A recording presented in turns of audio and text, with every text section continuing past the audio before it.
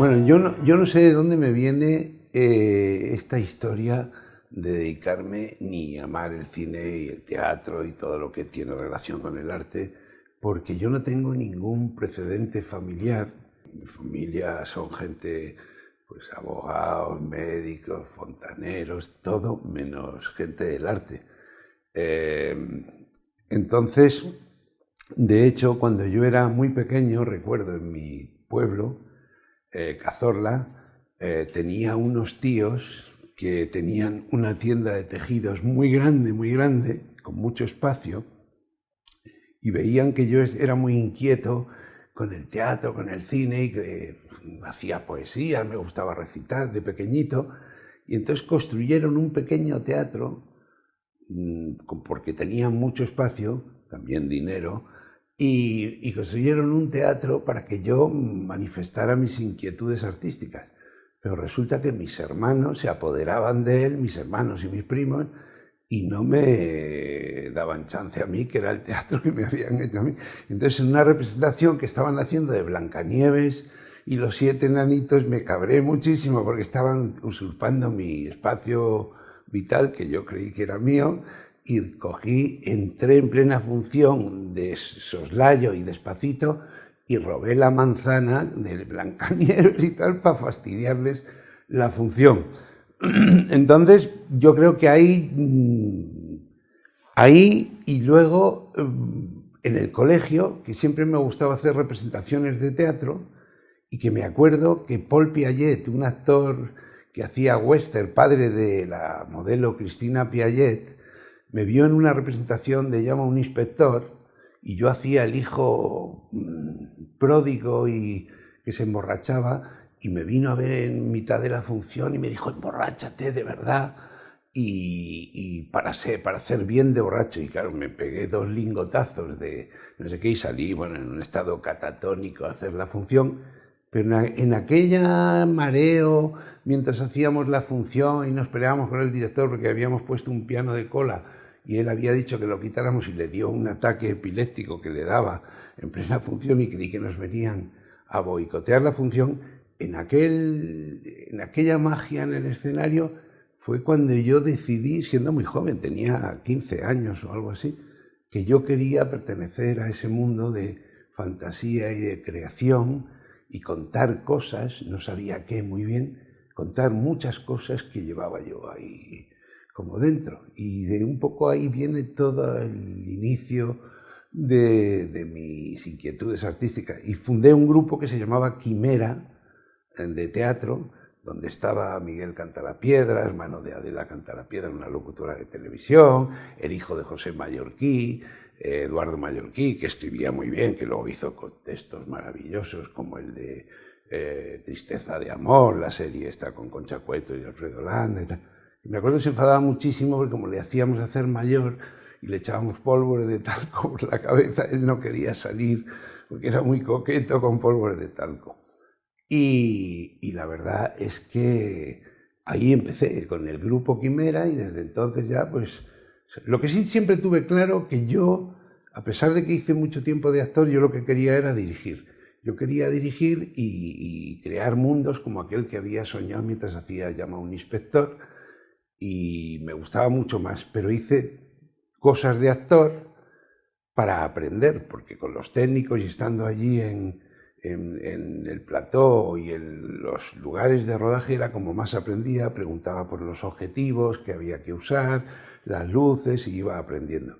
Y entonces, como fui a la escuela de cine un año, pero se acabó ese año porque me acuerdo que no sé qué ministro dijo aquello de que era un nido de rojos la escuela de cine. Allí me llevó Pepe Gutiérrez Maeso, que era un productor de cine importante en ese momento, y estaba Miguel Picazo, de profesor ya, que era de mi pueblo, porque somos 2 directores, como dice Juan Antonio Porto, de un mismo pueblo. Y entonces, justo el primer año que yo entré en la escuela de cine, se acabó la escuela. Y entonces dije: ¿y ahora dónde aprendo yo a dirigir? Y fue cuando empecé a hacer cortos en 35 milímetros, donde a veces me planteaba qué era más importante, si pagar el teléfono o hacer el corto. Y entonces hubo momentos en que Telefónica no solo me cortó el teléfono, sino que me lo arrancó de cuajo de la pared de casa. Pero yo hice mi primer corto, que se llamó Araña y Cierra España. Ahí estaba Antonio Iranzo, María José Goyanes, y Simón Andreu. Bueno, yo liaba a todo el mundo, a Lucero del Alba, muchísimo, a Jaime Blanch, muchos actores. Y ese fue mi debut, que fue un desastre porque el que hacía de director de fotografía, que era Luciano Berriatúa, hizo un experimento y quemó media película. Y yo casi lo mato al ver la proyección del desastre que había hecho. Claro que también el corto que yo había hecho no había por dónde cogerlo, el montaje era una cosa y se veía una empanada grandiosa.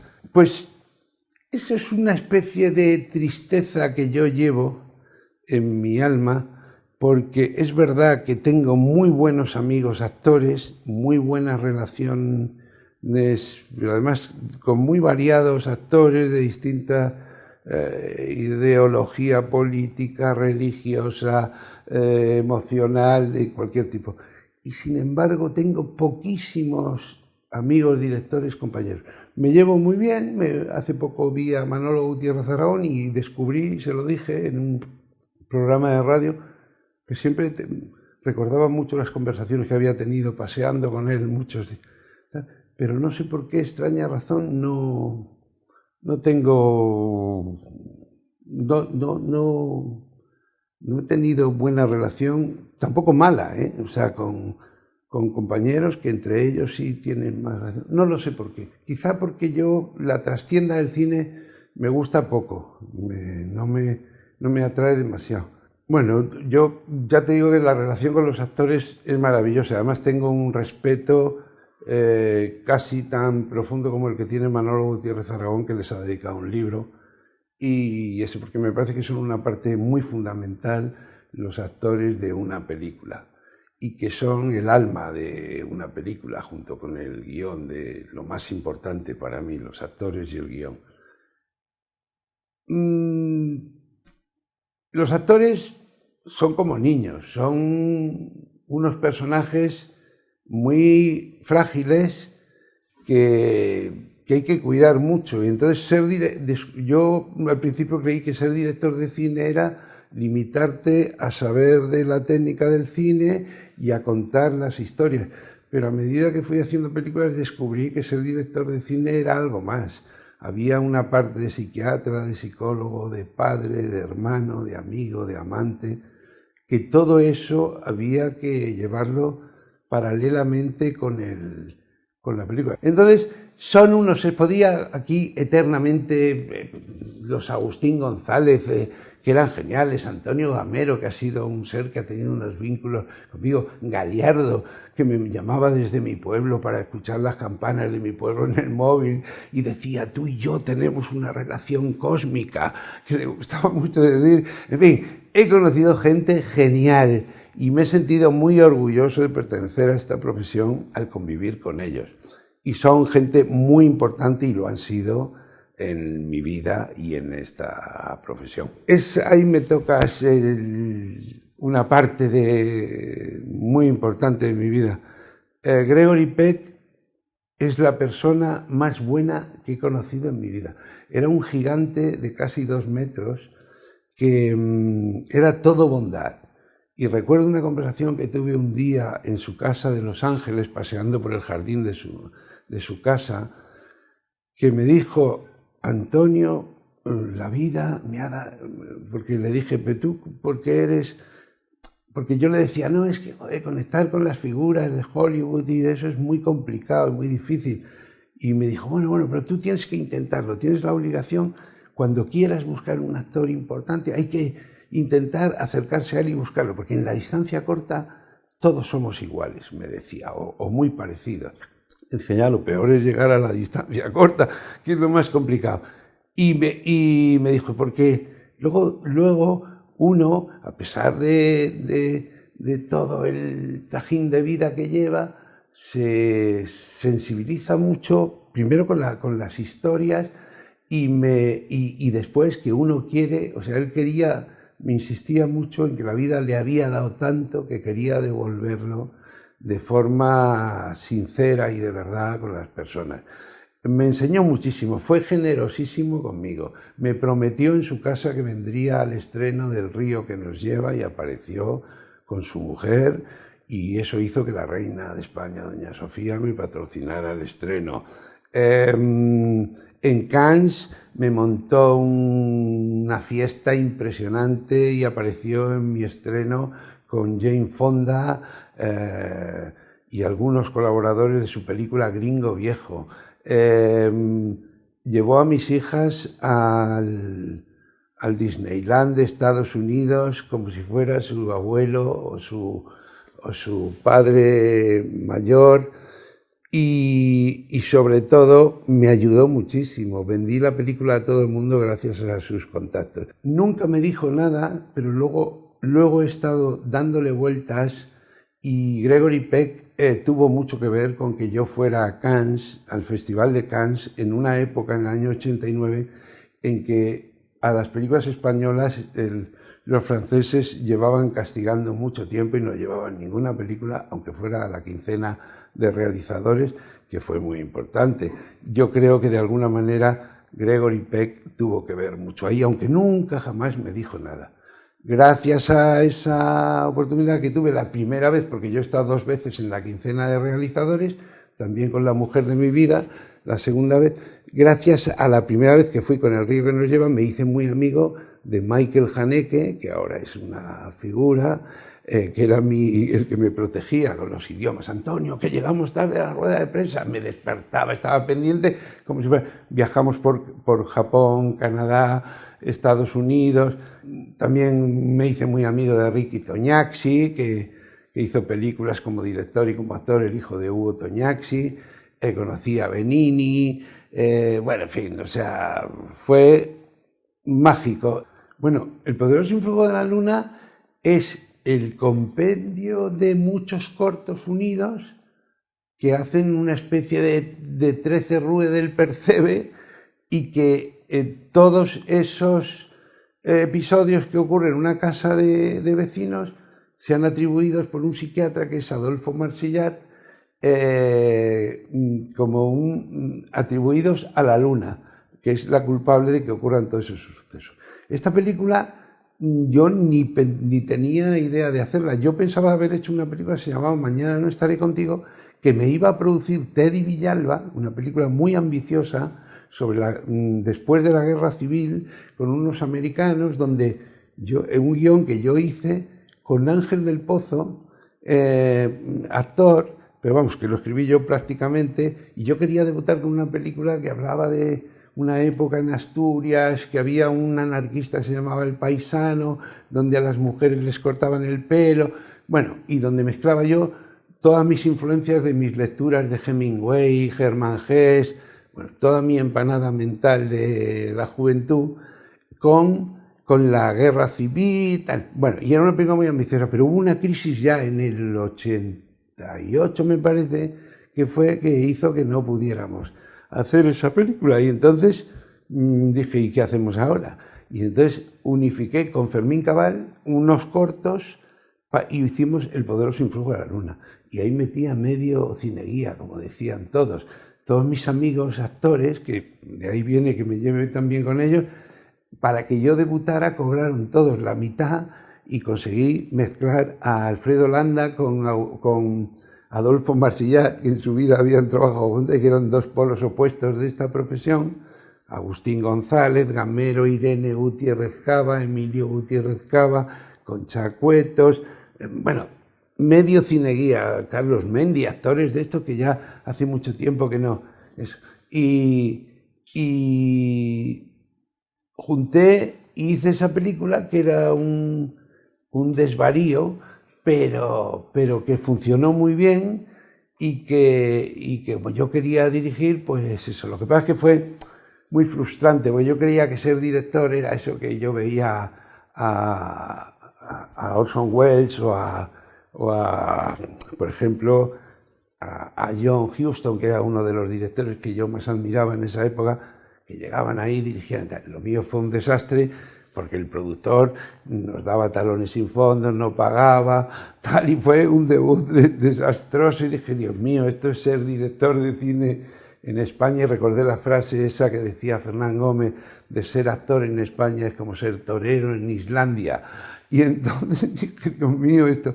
Pero bueno, luego ya lo superé. Recuerdo una escena cinematográfica que me viene a la cabeza, es Todos en Cinearte, Marsilla, Landa, Irene Gutiérrez Cava, Emilio, tal, esperando al productor que no nos pagaba y que teníamos todos, pues yo tengo 7 talones sin fondo, y el otro decía, pues yo 8, yo 5, y todos esperando, nada, y Alfredo Landa decía, pues nada, no se dobla y punto, y Agustín, nada, se le dice a este señor que es un sinvergüenza y un canalla y tal, y Irene Gutiérrez Cava, más fina, decía, a ver quién de una manera mona le dice a este señor que es un sinvergüenza, decía. Y entonces era precioso ver allí todos y yo estaba desolado, sentado allí. Bueno, ese fue mi debut. Luego tuvimos que estrenar la película sin el montaje que yo quería. Le sobraban 10, 11 minutos con un premontaje porque como había dado tantos talones sin fondos, pues el juzgado precintó el montaje y entonces ya no se puede. Y luego se nos arrodilló a Fermín Cabal y a mí y dijo, por favor, tengo que estrenar. Y como éramos unos benditos y unos gilipollas, dejamos que estrenara la película. A la película le sobraban 11 minutos porque no se había pelado el montaje y todo eso.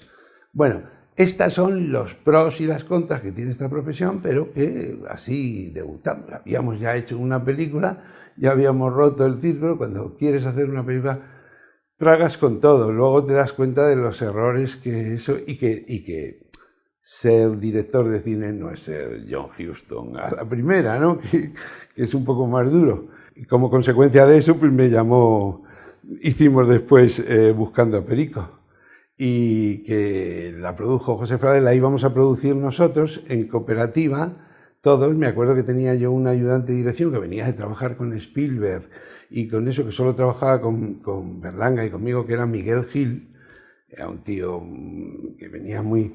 Y me dijo, vamos a hacer este guión espléndido, lo hacemos en cooperativa porque el guión es maravilloso. Y lo teníamos todos clarísimo, menos Gamero. Gamero eso de poner parte de su sueldo no lo veía muy claro. Y dijimos, bueno, pues tú te echamos de la cooperativa y los demás lo hacemos.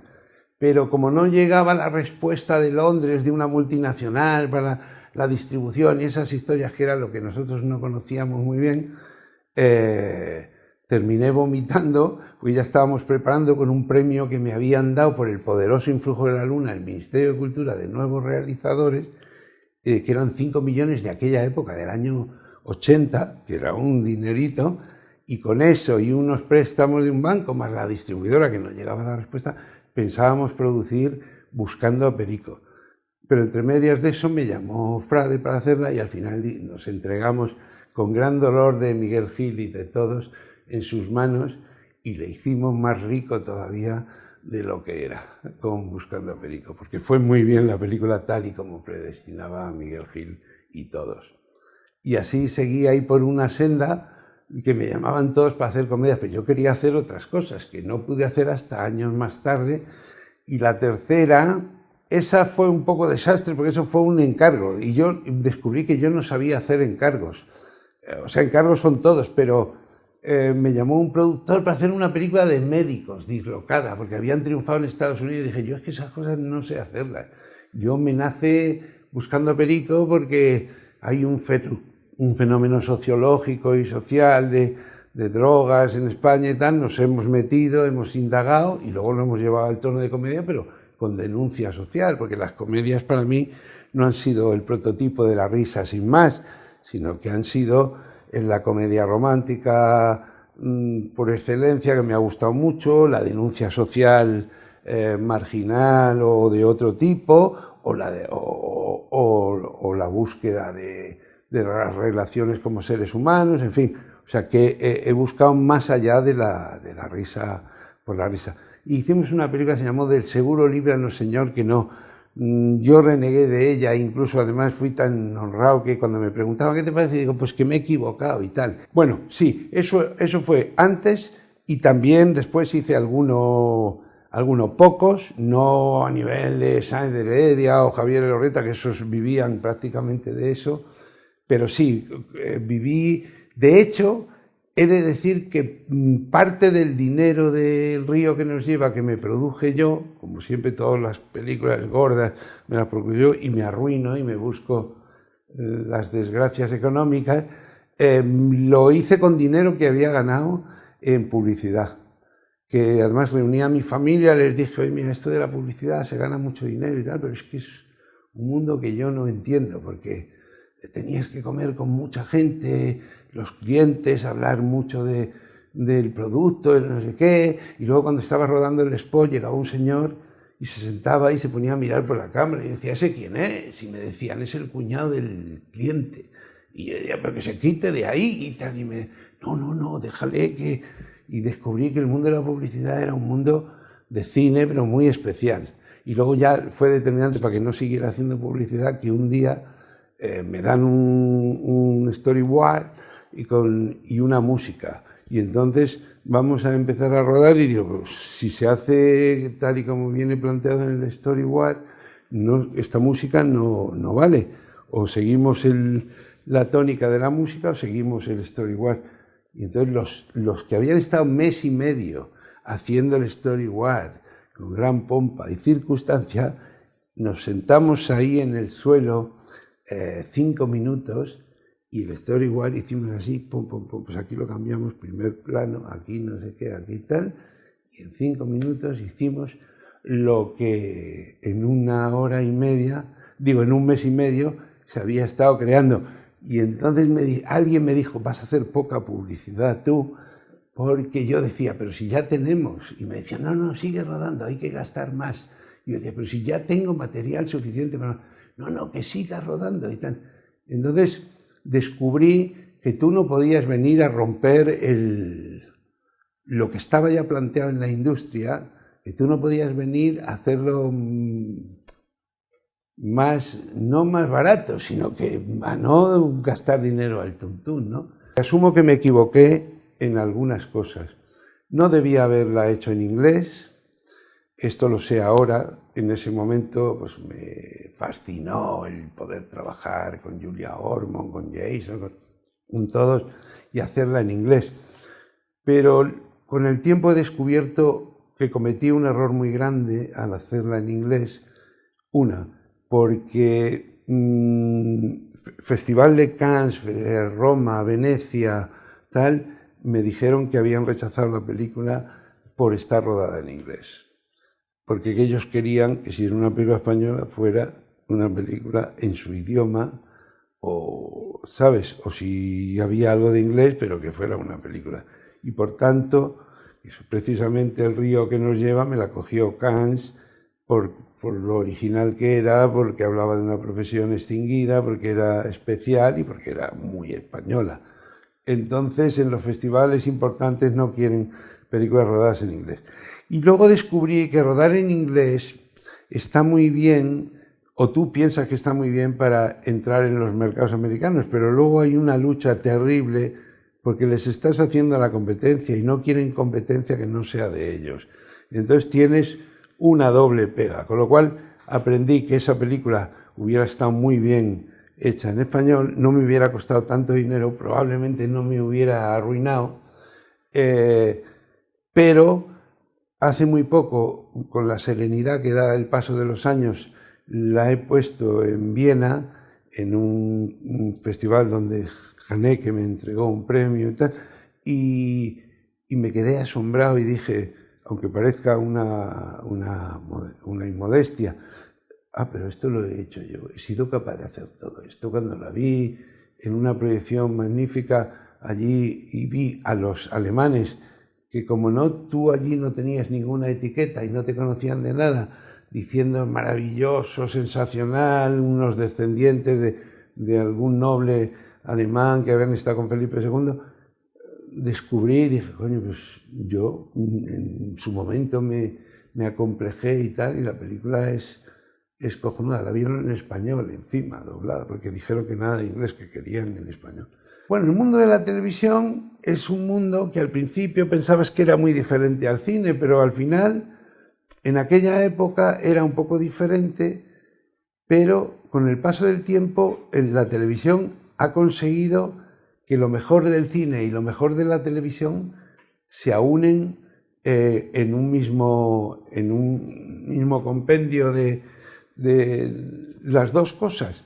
Y ahora se hacen magníficas series de televisión. En la época en que yo la hice no se hacía tan buena televisión, pero bueno, yo Las Chicas de Oro la hice porque Ramón Colón, director de televisión, me llamó y me dijo que quería que hiciéramos un remake de Las Chicas de Oro. Yo le dije, Ramón, ya lo han hecho los americanos magníficamente bien, nos van a poner a parir, van a decir que por qué hacemos esto. No, pero hacemos una adaptación española y tal. La hicimos, la cosa fue bien, no súper tal, porque estaba la otra cosa, la americana, que era muy buena, pero bueno, la peli estaba muy bien, con unas actrices estupendas como Mercedes Sampietro, Kitty Mamber, Amparo Baró y Mónica Randall, y luego desfilaron por ahí pues media humanidad de actores y tal. Y la verdad es que fue un empeño de televisión que, bueno, que lo recuerdo como algo, un reto para mí, hacer una serie, 26 capítulos. Cuando iba por el 23 o 24 me tuvieron que ingresar en un sitio porque no dormía ya del estrés que tenía. O sea que eso fue muy duro, pero bien. Y trabajar con 4 actrices tan magníficas y en una cosa como esta, pues fue una experiencia gratificante y sobre todo cambiar del cine. Pero luego descubrí que a mí el cine me seguía gustando mucho más.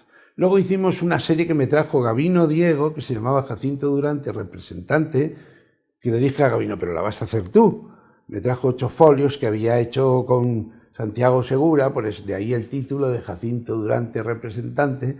Y dije, pero la haces tú. Si yo la... Sí. Y al final no la hizo. Gabino Diego me recordó a su padre, que me contó que su hijo le entraban los pánicos, eso. Yo ya lo conocía porque ya había trabajado con Gabino, y a Gabino cada vez que trabajaba con él lo tenía que mandar a un acupuntor para que me lo tranquilizara por la inseguridad que le daba el rodar. Y entonces, al final, la serie la iba a producir yo, pero se la di a César Benítez, a Boca a Boca, para que la produjera él, y me decía, vete a comer con Gabino y convéncele para que haga esta serie, para que empecemos ya, que tenemos contratado. Y yo decía, Gabino, ¿cuándo vamos a empezar? Y dice, ya, es que yo no soy como Jorge Sanz, que no me aprendo los capítulos. Y cuando me sepa los 13, yo decía, cuando te sepas el 13 ya no te acuerdas del 1. ¿Cómo vas a hacer eso? La radio me ha gustado mucho de siempre. Yo hace ya años hice un programa en radio, en Onda Madrid, fui director del programa, me acuerdo que me llamó Leguina, y hice un programa que se llamaba Chosué de Pollo con Emma Cohen y Óscar Ladoire, que llegaban y exigían para hacer el programa una botella de whisky. Yo decía, pero bueno, eso es un poco... Y me decían, joder, estás como director ejerciendo. Digo, no, ejerciendo no, es que esto no puede ser. Y bueno, pero fue un par de años que hicimos, fue muy bonito, porque llevábamos gente tan importante como Gila, que de repente nos decía frases maravillosas, como que debajo de cada boina había un filósofo, y cosas muy bonitas. Llevamos a Valdano, que a mí no me gustaba el fútbol. A mí la radio, de que estábamos en Onda Madrid, después estuve con Magín Revillo y Nuria Guitar en Radio Nacional, en las tertulias, con Emilio Gutiérrez Cava, la juez María Tardón, con gente muy variopinta.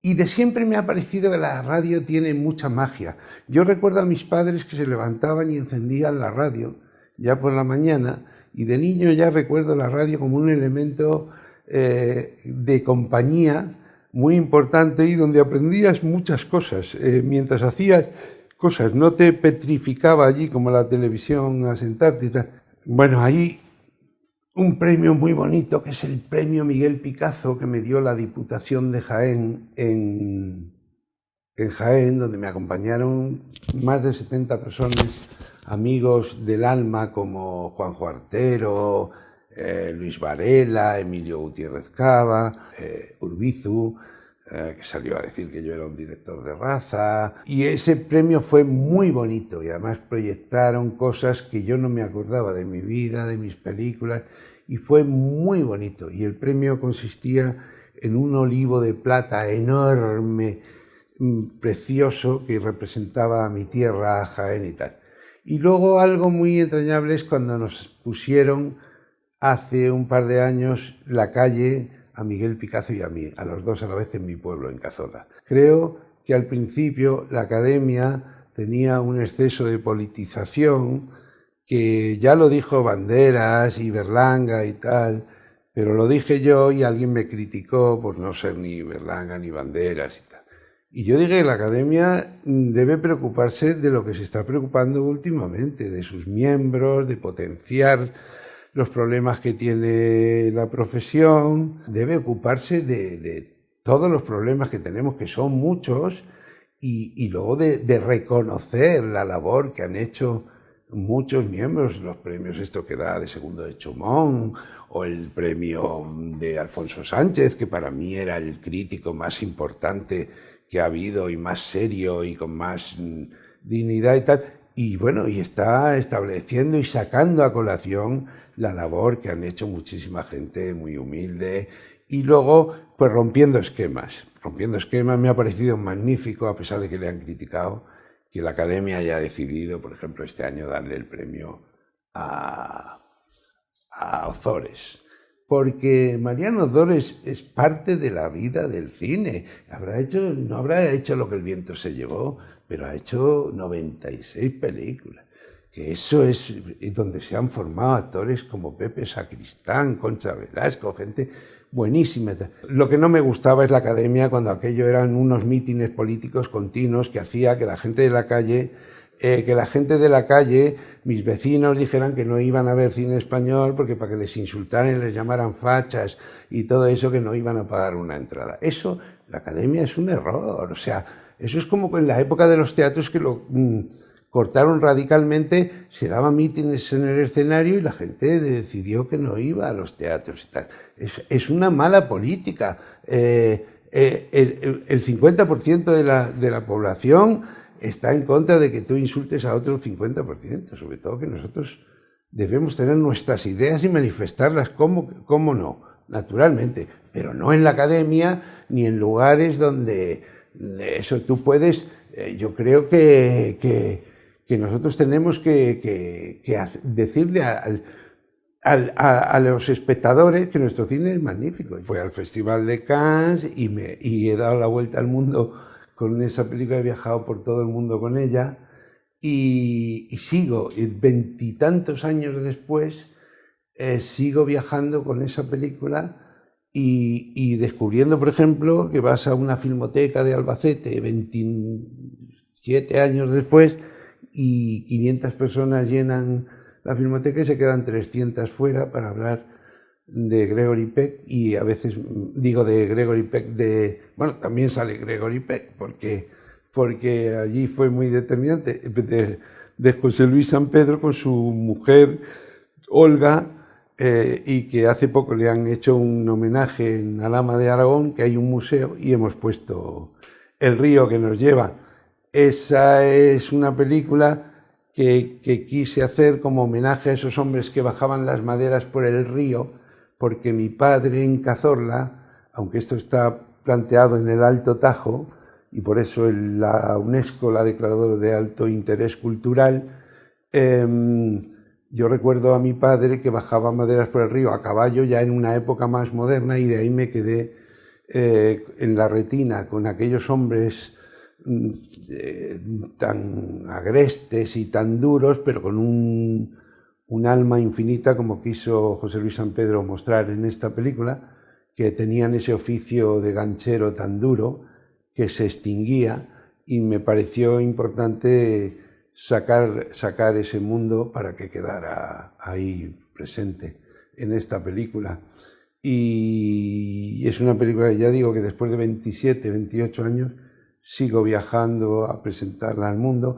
Recibí 14 premios internacionales por esa película de festivales de todo el mundo y la verdad es que, bueno, pues contribuyó a que de alguna manera pensara que estar en este oficio, como decía Fernán Gómez, vale la pena, ha valido la pena.